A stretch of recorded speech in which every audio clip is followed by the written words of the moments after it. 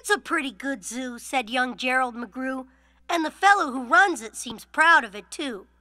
"But if I ran the zoo," said young Gerald McGrew, "I'd make a few changes. That's just what I'd do." The lions and tigers and that kind of stuff they have up here now are not quite good enough. You see things like these in just any old zoo. They're awfully old-fashioned. I want something new. So I'd open each cage, I'd unlock every pen, let the animals go and start over again. And somehow or other I think I could find some beasts of a much more unusual kind. "And that's what I'll do," said young Gerald McGrew.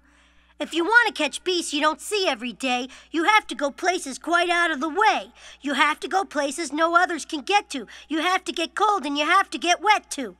I'll pass the North Pole where the frozen winds squeal. I'll go and I'll hunt in my Skeaglemobile and bring back a family of what do you know? And that's how my new zoo, McGrew Zoo, will grow."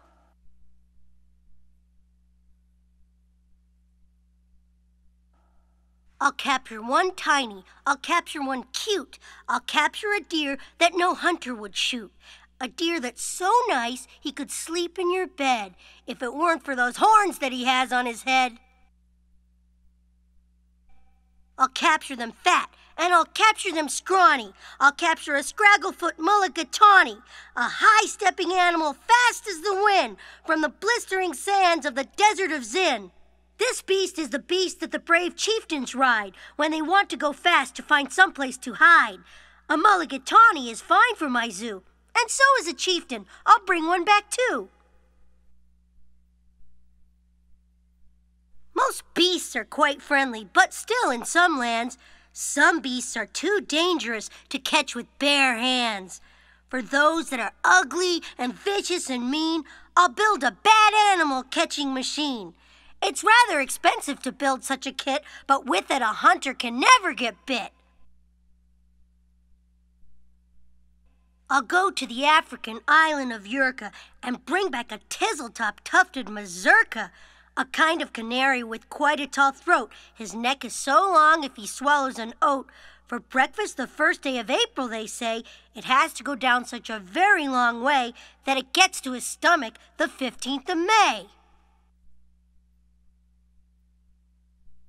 I'll bag a big bug who is very surprising, a feller who has a propeller for rising, and zooming around making cross-country hops from Texas to Boston with only 2 stops. Now that sort of thing for a bug is just tops. And when I've caught him, the next thing you know, I'll go and I'll capture a wild tic-tac-toe with X's that win and with zeros that lose. He'll look mighty good in this zoo of McGrew's.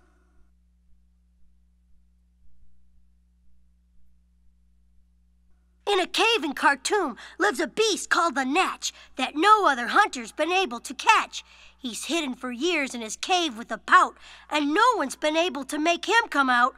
But I'll coax him out with a wonderful meal that's cooked by my cooks in my cooker-mobile. They'll fix up a dish that is just to his taste, 3 chicken croquettes made of library paste, then sprinkled with peanut shucks pickled and spiced, then baked at 600 degrees and then iced. It's mighty hard cooking to cook up such feasts, but that's how the new zoo, McGrew Zoo, gets beasts. Then the whole town will gasp, "Why, this boy never sleeps.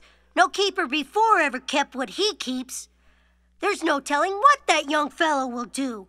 And then, just to show them, I'll sail to Catrue and bring back an Itcutch, a Preep, and a Prue, a Nurgle, a Nerd, and a Seersucker, too. "Wow!" they'll all cheer. "What this zoo must be worth! It's the gall-darnest zoo on the face of the earth!" "Yes, that's what I'd do," said young Gerald McGrew. "I'd make a few changes if I ran the zoo."